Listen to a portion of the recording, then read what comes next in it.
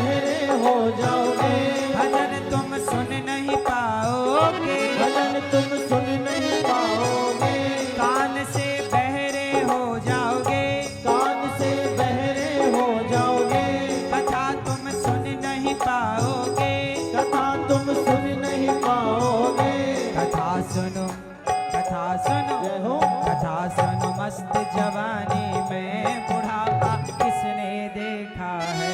कथा सुन मस्त जवानी में बुढ़ापा किसने देखा है।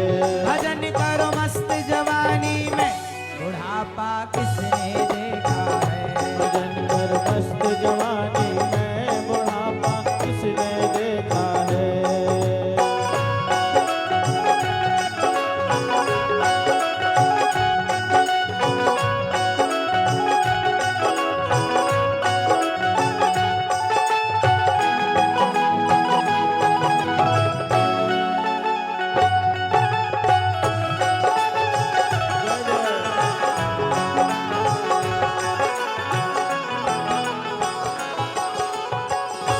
आँख से अंधे हो जाओगे, आँख से अंधे हो जाओगे।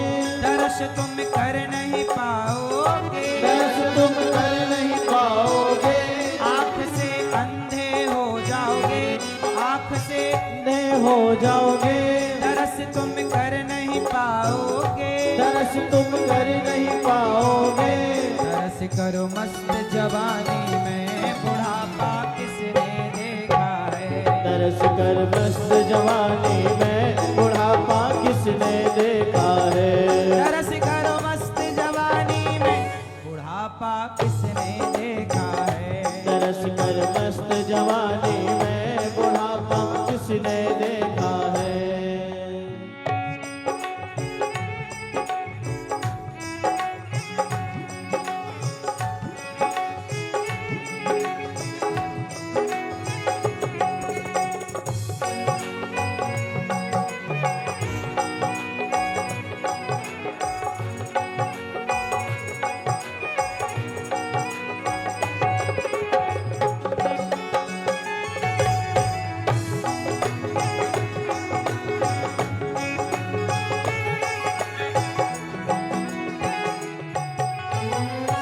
मुंह से गूंगे हो जाओगे, मुंह से भूखे हो जाओगे।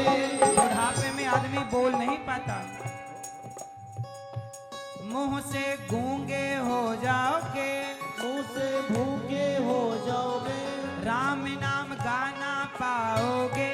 राम नाम गा नहीं पाओगे।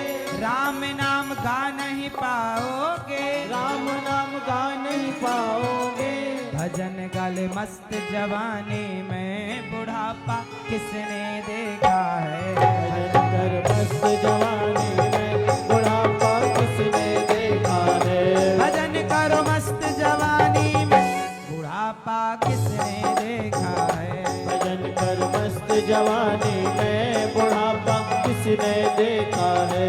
पाप से लंगड़े हो जाओगे, पाँव से लंगड़े हो जाओगे। तीर्थ तुम कर नहीं पाओगे। तीर्थ तुम कर नहीं पाओगे। वृंदावन कैसे आओगे। वृंदावन कैसे आओगे। पाप से लंगड़े हो जाओगे। पाँव से लंगड़े हो जाओगे। तीर्थ करो मस्त जवानी में बुढ़ापा किसने देखा है। तीर्थ कर मस्त जवानी में बुढ़ापा किसने देखा है। तीर्थ करो मस्त जवानी में बुढ़ापा किसने देखा है। तीर्थ कर मस्त जवानी में बुढ़ापा किसने देखा है। भजन करो मस्त जवानी में बुढ़ापा किसने देखा है। भजन कर मस्त जवानी में बुढ़ापा किसने देखा है। कर मस्त जवानी में बुढ़ापा किसने देखा है। भजन कर मस्त जवानी में बुढ़ापा किसने देखा है।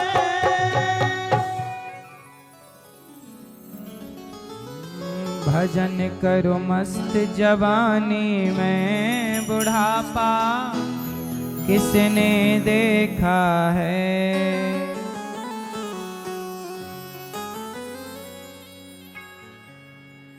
ध्रुव जी महाराज छोटे से हैं पर भजन करते हैं।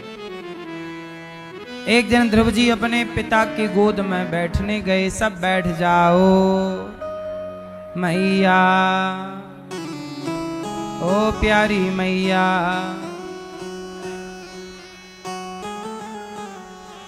सब बैठ जाओ मैया, मैया सुन रही हो ना मां, जो बैठने को कह रहा हूँ मैं, जल्दी से बैठो ना, बैठो मेरी माँ।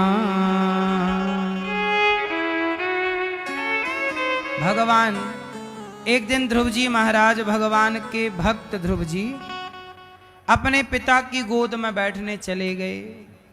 पिता ने तो गोद में बिठा भी लिया, पर बगल में सौतेली मां खड़ी, हाथ पकड़ के नीचे गिराया। चल।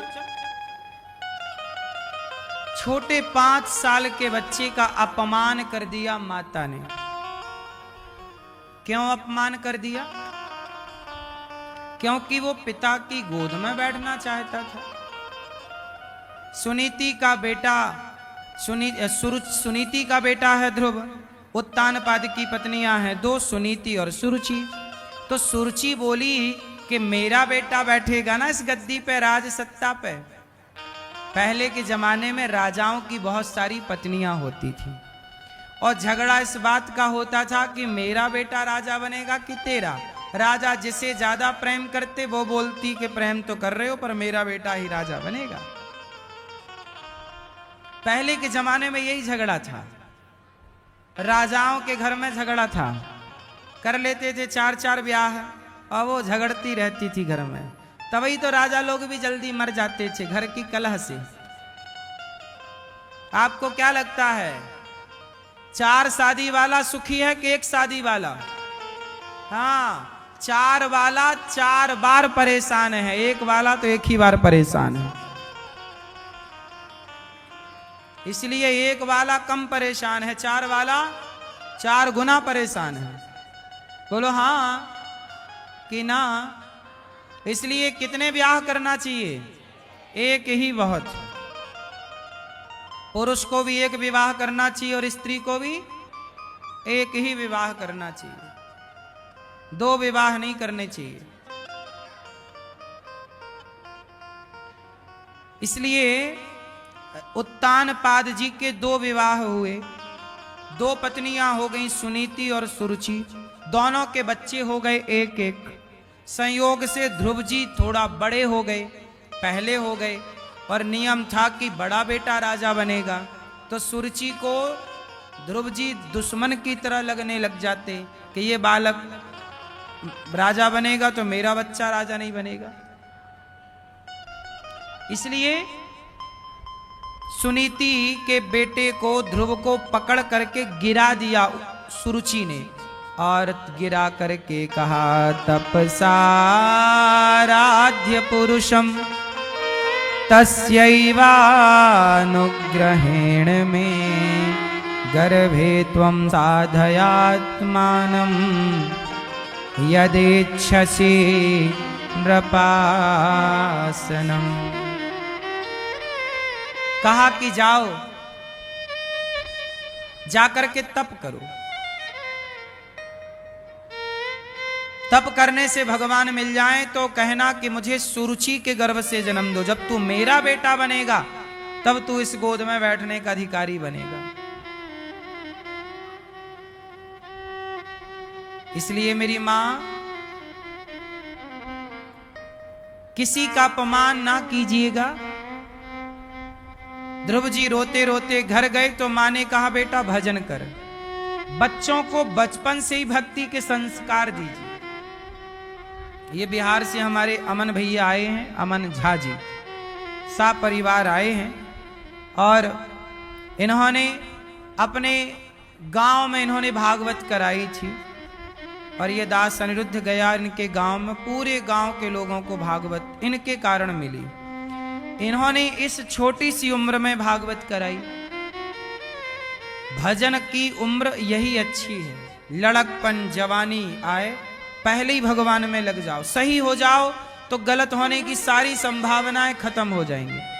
और जितना सही रास्ते पर लेट आओगे उतने बुराइयां घुसती चली जाएंगी, उतने बुरे होते चले जाओगे।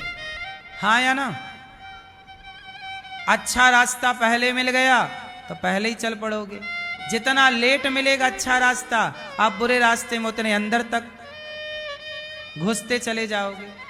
इसलिए ध्रुव जी महाराज के 5 साल में ही मां ने कहा कि बेटा तू जा और तप कर, जा।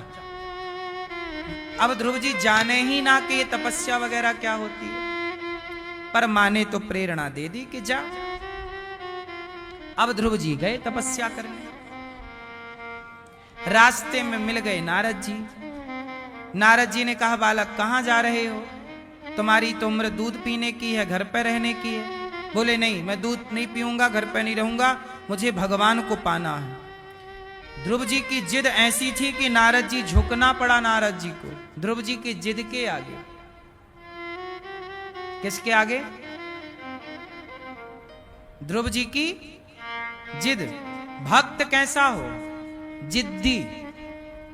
केवट बोलता है कि पांव धोए बिना पार ना लगाऊंगा। राम जी बोले नहीं भैया लगा दे, इमरजेंसी है। नहीं, आपके पिता की कसम है, नहीं लगाऊंगा। जिद्दी बहुत है केवट। क्या बोला कि आपके पहले क्या धोऊंगा? चरण पखारूंगा। राम जी बोले अच्छा धुल ले केवट पांव। केवट बोला पत्नी जरा कठौता में पानी लाओ। कठौता में लाया, कठौती में नहीं। राम जी बोले कठौता काहे लाया, कठौती क्यों नहीं लाया? बोले आपके पांव में जादू है। मैंने सुना है कि पत्थर पे आपने पांव रख दिया था तो पत्थर स्त्री बन गई थी, अहिल्या। और कहीं मेरे कठौते में पांव रख दिया, कठौती में, तो कठौती में पांव रखोगे तो वो स्त्री ही बनेगी, और लड़की बन गई तो मैं कहां ब्याह करता रहूंगा। इसलिए कठौता में पांव रखवा रहा हूं कि कुछ बनेगा भी तो लड़का बनेगा तो नाव चलाने के काम आएगा, बन जाए तो बन जाए, क्योंकि आपके पांव में जादू बहुत है। कठौता में पानी लाया और घिस घिस के धो रहा है राम के पांव। राम जी को हिलाए जा रहा। राम जी बोले धीरे धीरे धुल, गिराएगा क्या? केवट बोला तो अपना हाथ मेरे सिर पे रख दो। राम जी बोले तेरे सिर पे क्यों रखूं? अरे आप गिर ना जाओ। केवट की बात सुन के राम जी की आंखों में आंसू आ गए। वाह केवट, अभी तक तो मुझे लगता था कि मैं ही भक्तों को गिरने से बचाता हूं, आज पता लगा कि भक्त भी भगवान को गिरने से बचाते हैं। भक्त भी भगवान को गिरने से बचाते हैं। केवट के सिर पे भगवान ने हाथ रख लिया, पांव धो रहा है केवट। पत्नी को बुलाया, भाग्यवान सुनती हो? राम जी बोले पत्नी को क्यों बुला रहे हो? बोले मेरे से 10 साल छोटी है, उसकी आंखें बढ़िया, वो और देखेगी कहीं धूल उल तो नहीं लगी। बेटे को बुलाया, तू भी चेक कर। सबको चेक करा रहा है। राम को जल्दी है पर सबसे चेक करवा रहा है। फिर केवट नाव में बिठाया कन्फर्म करके। उसके पहले केवट ने चरणामृत पिया, पितरों को पार लगाया, नाव में बिठाया, नाव बीच में ले जाके और छोड़ दिया। डगमग डगमग डोलने लग गई नाव। राम जी बोले भैया केवट तैरना नहीं आता, कैसी तू नाव चला रहा है, मैं डूब जाऊंगा। केवट बोला सरकार मेरा हाथ पकड़ लो। केवट तू क्यों नहीं पकड़ता राम का हाथ? केवट बोला कि मैं राम को पकड़ूंगा तो मैं शायद छोड़ दूं, पर प्रभु आप जिसे पकड़ लेंगे कभी छोड़ेंगे नहीं, इसलिए मैं नहीं पकड़ता आपको, आप पकड़िए मुझे। इसलिए भक्त भगवान को नहीं पकड़ता, भगवान स्वयं भक्त को पकड़ते हैं। अब केवट पार लगा, राम जी को उतारा। राम जी ने कहा केवट उतराई मैं क्या दूं? केवट बोला कुछ नहीं। तो राम जी ने, सीता मैया ने अंगूठी दे दी, राम को ये दे दो। अंगूठी दी। केवट बोला सरकार, नाई से ना नाई ले तो धोबी से ना धोबी ले तो उतराई दे के नाथ जात ना बिगाड़ी। आप भी केवट, मैं भी केवट। आप मेरे घाट आए, मैंने आपको पार लगाया, मरकर जब मैं आपके घाट आऊं तो आप मुझे पार लगा देना, हिसाब बराबर। ऐसे थोड़ी हिसाब होता है। केवट राम से कहता है कि आप भी केवट हैं। राम बोले मैं कहां केवट हूं? बोले प्रभु आप तो बड़े केवट हो, थोक में पार करते हो। आप तो सबको कौन पार लगाता है? तो सबसे बड़े केवट कौन? भगवान। सबसे बड़े केवट भगवान हैं, वही सबको पार लगाते हैं। तो केवट बोला कि मैं तो छोटा सा केवट हूं, आप तो हम केवटों के भी केवट हैं। आप मेरे घाट आए तो मैंने गंगा से पार लगाया, मर कर आऊंगा तो भव सागर से आप पार लगा देना नाथ।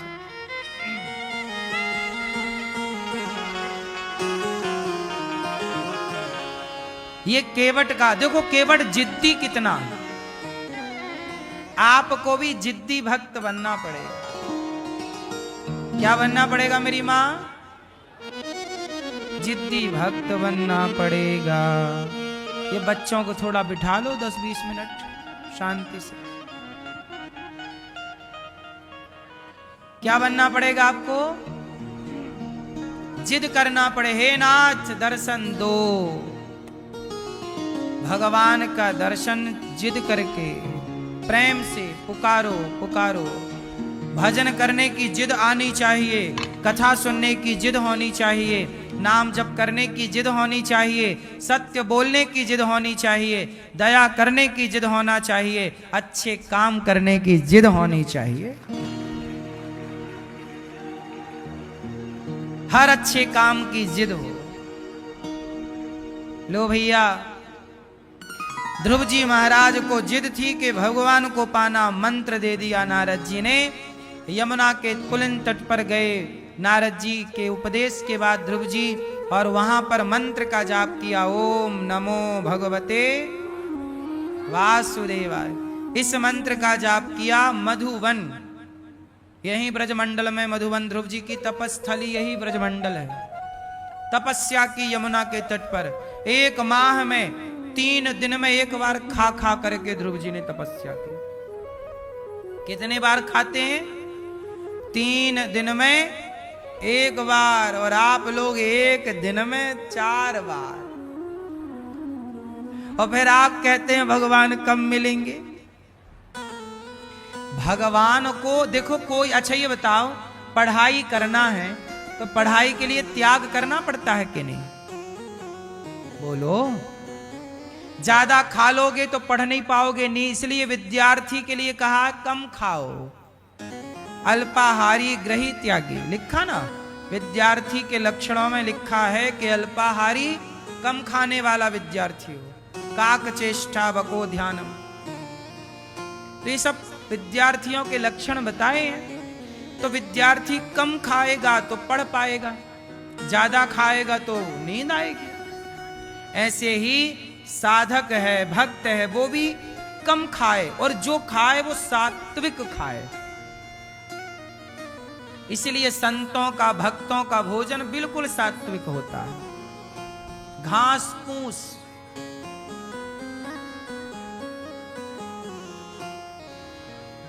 सादा, इतना खाओ कि शरीर स्वस्थ रहे। आप लोग इतना ना खाओ कि खा के बीमार पड़ जाओ। आजकल कोई भूख से बीमार नहीं हो रहा है, सब ओवर खा खा के बीमार पड़ रहे हैं। एक्स्ट्रा ज्यादा खा खा के ना आजकल बीमार हो रहे हैं लोग। भूख से बीमार नहीं है कोई। ध्रुव जी ने 3 दिन में 1 बार पेट भरा, फिर 6 दिन में 1 बार, दूसरा महीना, तीसरा महीना, 9 दिन में 1 बार। 5 माह पूरे हुए। ओम नमो भगवते वासुदेवाय, ओम नमो। विश्वास है किस मंत्र के, देखो मंत्र जपो पर मंत्र जाप मम दृढ़ विश्वासा, अपने मंत्र पर विश्वास रखिए, वो मंत्र जरूर सिद्ध होगा। और ध्रुव जी ने उस मंत्र का जाप किया। 5 माह पूरे होते ही इंद्रासन हिल गई। 6ठा माह लगते ही देवता थर थर थर थर कांपने लग गए। इंद्र बोले प्रभु हम क्यों कांप रहे हैं? भगवान बोले हमारा भक्त तपस्या कर रहा है, तो जाकर प्रभु दर्शन दो। भगवान बोले ध्रुव जैसे भक्तों को हम दर्शन देते नहीं, ध्रुव जैसे भक्तों का मैं खुद दर्शन किया करता हूं। दर्शन करने प्रकट हो गए। जब प्रकट हुए तो भगवान ने ध्रुव जी के लिए कौन सा अवतार लिया?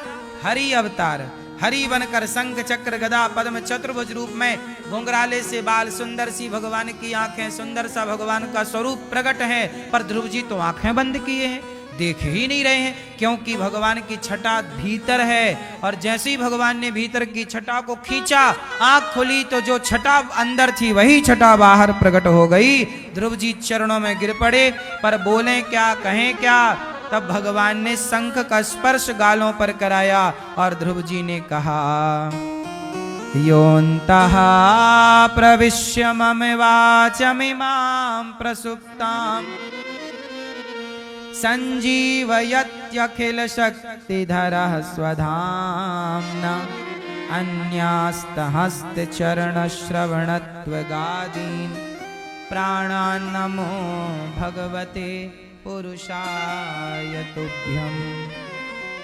ध्रुव जी ने भगवान की स्तुति की। योऽन्तः प्रविश्य, हे प्रभु मेरे अंतःकरण में आप प्रवेश कर जाइए, बस जाइए।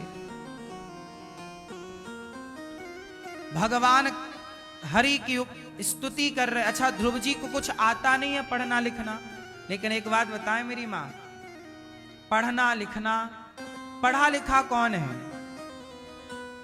जो घमंड करने लग जाए वो पढ़ा नहीं है, जो सच्चा प्रेम प्रभु से करे वही पढ़ा लिखा है।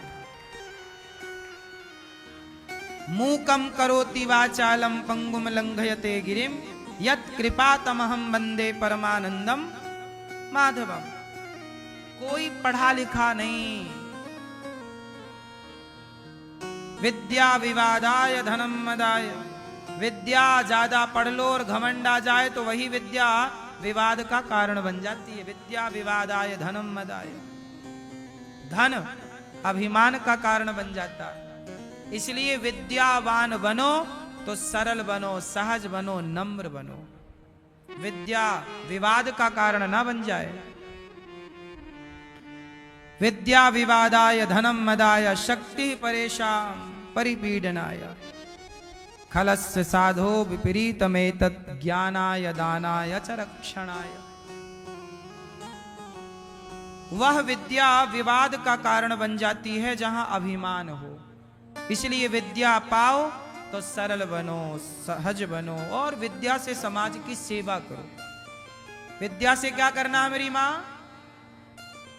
अच्छा विद्या से भी समाज की सेवा होती है, कैसे बताओ? कैसे? जैसे आप लोग भी तो विद्या पाए हो, पढ़े लिखे हो, डिग्रियां हैं, आप लोग भी तो विद्वान है ना, पढ़े लिखे हैं। पर विद्या, आपकी विद्या, आपकी पढ़ाई लिखाई केवल आपके काम आ रही है, आपके परिवार के काम आ रही है। कोशिश करिए कि आपकी पढ़ाई, आपकी शिक्षा इस राष्ट्र के काम आए, समाज के काम आए, तब ना आपकी पढ़ाई सार्थक होगी। देखो ना, आप लोग तो बहुत पढ़े लिखे हैं, लेकिन ये दास अनिरुद्ध आप लोगों से बहुत कम पढ़ा है। लेकिन आपसे कम पढ़ करके भी देखिए, मेरी पढ़ाई, मेरी विद्या इस देश के कितने काम आ रही है। आ रही है कि नहीं? बोलो हाँ या ना। मैं बहुत कम पढ़ा हूं, पर मेरी शिक्षा जितनी भी है, मैंने 4 बातें पढ़ी हैं केवल। मातृदेवो भव, पितृदेवो भव, अतिथि देवो भव, आचार्य देवो भव। मैंने पढ़ा है वेदों में कि मातृदेवो भव, माता भगवान होती है, माँ की सेवा करो। आपने भी पढ़ा होगा, पर केवल आपने पढ़ा है, उस पर चल नहीं पाए।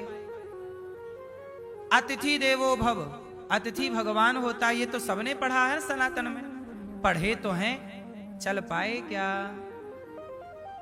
पढ़े क्या है रामचरितमानस में कि परहित सरिस धर्म नहीं भाई, पर पीड़ा सम नहीं अधमाई, परोपकाराय सताम विभूतया, परोपकार परहित सबसे बड़ा पुण्य है पढ़ा है।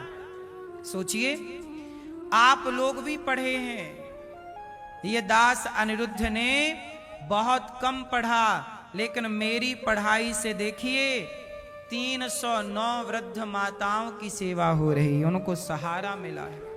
और यहां वो माताएं रहती हैं जिनके बेटे बड़े बड़े प्रोफेसर हैं। सोचिए एक माँ यहां रहती है, उनके बेटे प्रोफेसर हैं। अब प्रोफेसर तो तभी बनेगा ना जब वो बहुत पढ़े होंगे।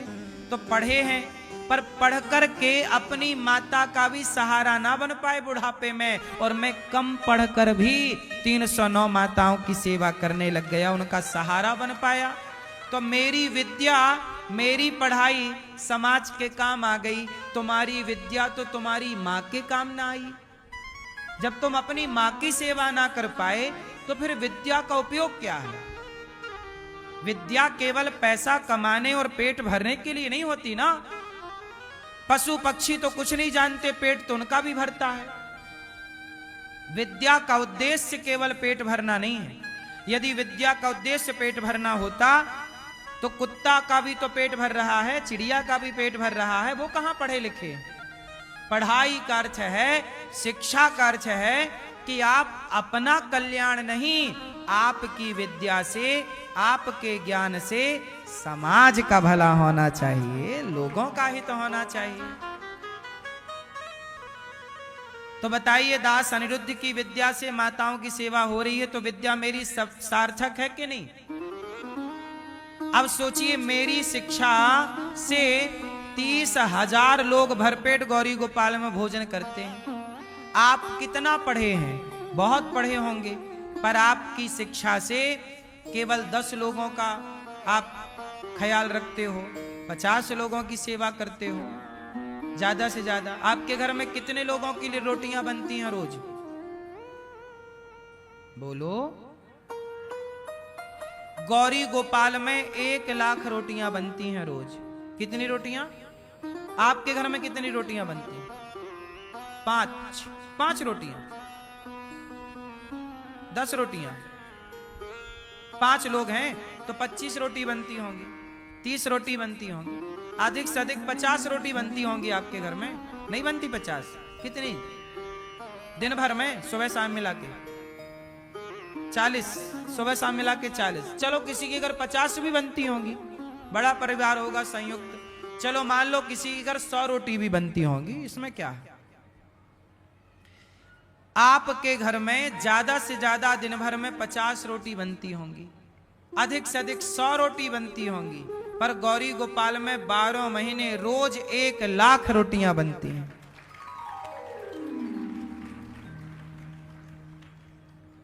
आपकी पढ़ाई से 5 लोगों का भला हो पाया, 10 लोगों का भला हो पाया, 50 लोगों का भला हो पाया, पर दास अनिरुद्ध तुम आपसे बहुत कम पढ़ा है, फिर भी देखो 30,000 लोगों की सेवा। कोई भूखा आ जाए, प्यासा आ जाए, दीन दुखी कैसा आए, लंगड़ा, लूला, बहरा, अंधा, काना, सबको भोजन मिल रहा। अब वृंदावन धाम है ना, तीर्थ है, यहां सब प्रकार के लोग आते हैं। बहुत लोग ऐसे आते हैं जिनके पास 50 रुपए भी नहीं होता। वो 50 रुपए जिसके पास नहीं है, उसे भोजन कहां मिलेगा ये बताओ भाई। बाजार में आप कहीं भी खाओगे तो पेट भर भोजन 50 रुपए तो होना चाहिए आपके जेब में, तब ना पेट भरेगा। बोलो हाँ या ना? लेकिन गौरी गोपाल में आपके जेब में 1 रुपए भी नहीं है तो भी आपका पेट भर जाएगा। और दिन में 4 बार खाइए, 10 लोग खाइए, 100 लोग खाइए, 1000 लोग खाइए, कोई रोकने वाला। आप सोचिए 24 घंटे रसोई चल रही है। रात के 2 बजे आओ तो भोजन गौरी गोपाल में मिलता, दिन के 2 बजे आओ अब बताओ ये किसके बल पर है मेरी माँ? भगवान की कृपा है। भगवान ने मुझे जो पढ़ा दिया, पढ़ाया है, तो भगवान ने मुझे इतना ही पढ़ाया जितनी पढ़ाई से मुझे घमंड ना आए और मैं समाज की सेवा करता रहूं। इसलिए काम तो भगवान करते हैं, पर उन्होंने लड़ना तो महाभारत कौन लड़ा? कौन लड़ा महाभारत? बताओ जोर से। महाभारत कौन लड़ा? जोर से। अर्जुन लड़ा। अर्जुन लड़े कि कृष्ण लड़े? जोर से, जोर से। लड़े अर्जुन, पर अर्जुन लड़कर भी नहीं लड़े, और नहीं लड़े कृष्ण, पर नहीं लड़कर भी लड़े कृष्ण। हाँ या ना? वो कृष्ण कुछ ना करता हुआ भी सब कुछ करता है, और अर्जुन सब कुछ करता हुआ भी, तो अनिरुद्धाचार्य सब कुछ करता हुआ भी कुछ नहीं करता, और गौरी गोपाल भगवान कुछ ना करते हुए भी वही सब कुछ कर रहे। तो वही करा रहे हैं, वही कर रहे हैं, हम और आप निमित्त हैं। तो ईश्वर ही कर रहे हैं, पर हमें और आपको निमित्त तो बनाएंगे ना। अर्जुन को तो निमित्त बनाना पड़ेगा कि नहीं बनाना पड़ेगा? इसी तरह आपको भी ईश्वर ने निमित्त बनाया है कि जाओ गौरी गोपाल और गौरी गोपाल की सेवाओं को देखो, और आप भी यहाँ की सेवाओं से जुड़ो। आपको बिहारी जी ने वृंदावन में गौरी गोपाल क्यों भेजा है? इसलिए कि आपसे भगवान चाहते हैं कि भाई, जब राम सेतु बना तो राम चाहते थे कि बंदर भालू भी थोड़ा थोड़ा पत्थर रखें सेतु के निर्माण में, ताकि इनका भी योगदान युगों युगों तक याद किया जाए। ऐसे गौरी गोपाल की सेवाओं में आपका भी योगदान लगे, ताकि वर्षों तक, युगों तक आपके योगदान को याद किया जाए कि आप सबके सहयोग से गौरी गोपाल में 300 माताएं रहती हैं, 30,000 भक्तों को भोजन मिलता, हजारों संत भोजन करते हैं। मेरी माँ, आप भी संतों को भोजन कराइए। यहाँ देखिए हजारों संत भोजन करते हैं। सवेरा होते ही रोटी बटना चालू हो जाती। आप बांटते बांटते थक जाएंगे रोटियां। आप बांट के देखना। अच्छा क्यों मेरी माँ? गौरी गोपाल में आप बांटते बांटते रोटी थक जाओगे, और बटते बटते यहां पूरी नहीं होंगी। बात सही है? आप कितने घंटे बांटोगे रोटी? बांटो। आप थक ना जाओ रोटी बांटते बांटते तो कहना। ये गौरी गोपाल की सेवा, पहली बार ऐसी सेवा इस धरती पे आप देख पाएंगे गौरी गोपाल की सेवाओं को, कि आप भोजन बांटते बांटते थक जाएंगे, लेकिन यहां बढ़ते बढ़ते लाइन लगी ही रहेगी। आपको कहना पड़ेगा कि भाई साहब अब मैं बांटे, थोड़ा हाथ दर्द कर रहा, थोड़ा आप बांटो। ये बात सही है कि गलत है? बोलो, सोचिए। ऐसी सेवा है। ये सेवा बिना प्रभु की इच्छा के और बिना प्रभु की कृपा के संभव नहीं है मेरी माँ। ये किसी व्यक्ति की ताकत नहीं है। इसलिए कहता हूं कि बिहारी जी की इच्छा है कि आप सब, गौरी गोपाल भगवान की इच्छा है कि आप सब इन सेवाओं से जुड़ें। और संतों की सेवा, जो यहाँ देखो भोजन बट रहा है, एक दिन की सेवा, आपकी बेटी आए, जन्मदिन आए बेटी का, बेटे का जन्मदिन आए, आप भी बटवाओ के आज की सेवा हम करेंगे। संतों की सेवा, एक दिन की सेवा। ये देखो ये भक्त लोग खड़े हैं, रसोई की सेवा। ये देखो हजारों भक्त अभी भी जाके देखिए खड़े हैं। ये दाल चावल सब्जी रोटी सबके लिए। आपने कितने लोगों ने प्रसादी पाई गौरी गोपाल जी की रसोई में? पाई प्रसादी? नहीं पाई तो पाइए, मेरी प्रार्थना है। और आप भी इन सेवाओं से जुड़िए। एक दिन की रसोई आप बंटवाइए कि आज भक्तों को हमारी तरफ से भोजन मिलेगा। आज ये भैया जी हमारे आए, इन्होंने आज भक्तों को भोजन बांटा अपने हाथ से। आप बांटे ना अपने हाथ से। क्या नाम है आपका? धर्मेंद्र कुमार, दमादा नवादा बिहार से। ये बिहार से आए हैं धर्मेंद्र जी। इन्होंने भी बांटा, और बांटते बांटते बांटते बांटते थक जाएंगे आप। क्यों? ये बात सही है? कितनी देर बांटे आप? 2.5 घंटे बांटे। 2.5 घंटे बांट के यही थक गए, पर सेवाएं चल रही हैं। एक से आप ये समझिए हर सेकंड कोई ना कोई प्रसाद ले रहा है वहां। जितनी देर में मैं बोल रहा हूं उतनी देर में कितने लोग ले चुके प्रसाद। हर सेकंड प्रसाद चल रहा, हर सेकंड। चेक करिए इन चीजों को, ये सामान्य नहीं है। अनिरुद्धाचार्य को गाली देना बहुत सरल है, अपमान करना, मीम्स बना के मजाक उड़ाना बहुत सरल है, पर अनिरुद्धाचार्य जो सेवाएं कर रहा है वो करना बड़ा कठिन है मेरी माँ। समाज की सेवाएं बड़ी कठिन है, इसलिए लोग सेवा नहीं कर पाते तो गाली ही दे के तसल्ली कर लेते हैं। इसलिए मेरी माँ आप भी ये अन्नपूर्णा माँ की बड़ी कृपा है, यहाँ हर सेकंड भोजन बट रहा, हर सेकंड। चेक करना, मैं जो कह रहा हूं ना मेरी बात पे यकीन मत करना, खुद चेक करना कितने लोग मेरी बात को सही समझ रहे हैं। ये बात सही है कि गलत है? तो आप भी इन सेवाओं से जोड़िए अपने को। एक दिन की रसोई आप बंटवाइए कि आज की सेवा हम करेंगे। अभी 7 तारीख को यहाँ पर भागवत जी के पोथी पाठ बैठेंगे। अपने माता पिता पितरों के लिए आप भी इस पितृपक्ष में आप भागवत जी के पोथी पाठ बिठा सकते हैं। आज हम आपका परिचय एक माँ से कराएंगे, एक ऐसी माँ जो यहाँ आई हैं रहने के लिए। कहाँ से आई हैं मेरी माँ? खंडवा से। कौन कौन है आपके घर में? कोई नहीं है। बेटा? बेटा नहीं है, पति भी नहीं है। बेटा नहीं है, पति भी नहीं है। पति भी नहीं। तो आप कहाँ थी? बेटी वगैरह? खंडवा से मेरी बेटी के घर थी। आपकी बेटी है? 2 है। 2 है। दामाद नहीं रखना चाहते। अच्छा, बेटी के यहाँ बेटियां तो रखना चाहती हैं, उनका परिवार भी नहीं रखना चाहता, उनके दम से वो भी नहीं रखना चाहती। अच्छा, बेटी भी नहीं रखना चाहती। 2 बेटियां हैं मैया की। चलो बेटा नहीं है तो बेटियां रखें माँ को, बेटियां सेवा करें। पर बेटियां शायद बेटियां चाहती भी हो रखना, पर दामाद नहीं चाहते, उनका परिवार नहीं चाहता। इन माँओं की सेवा कौन करेगा? इसलिए कहता हूं कि आप लोग अब बताइए ये माँ बेसहारा है या नहीं? बोलो मेरी माँ। ना पति ना बेटा, और बेटियां 2 हैं वो भी रखने को तैयार नहीं। कहां जाएंगी ये माँ? जब कोई अपना साथ ना दे तो भगवान किसी को तो सहारा बनाकर भेजते ही है ना इस धरती पे। तो भगवान ने मुझे भेजा इन माँओं के लिए, इसलिए आप भी हम आप मिलकर इन माँओं की सेवा करें।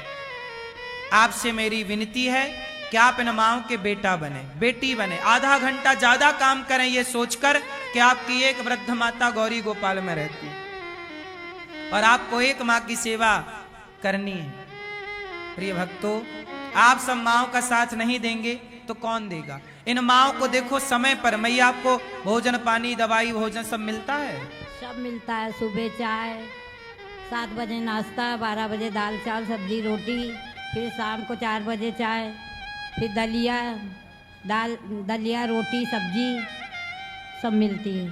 और रात को दूध मिलता है सबको एक एक गिलास। कोई पैसे तो नहीं लिए हमने आपसे? नहीं, बदल बदल के सामान मिलता है। इन माताओं से हमने कोई पैसे नहीं लिए। समोसा कचौरी पोहा जलेबी सब मिलता है, जो ना खाइए वो चीज भी मिलती है, इडली भी मिलती है, सब मिलता है। सवेरे नाश्ते में मैयाओं को बदल बदल के कभी पोहा जलेबी, कभी समोसा, कभी कचौरी, कभी कुछ।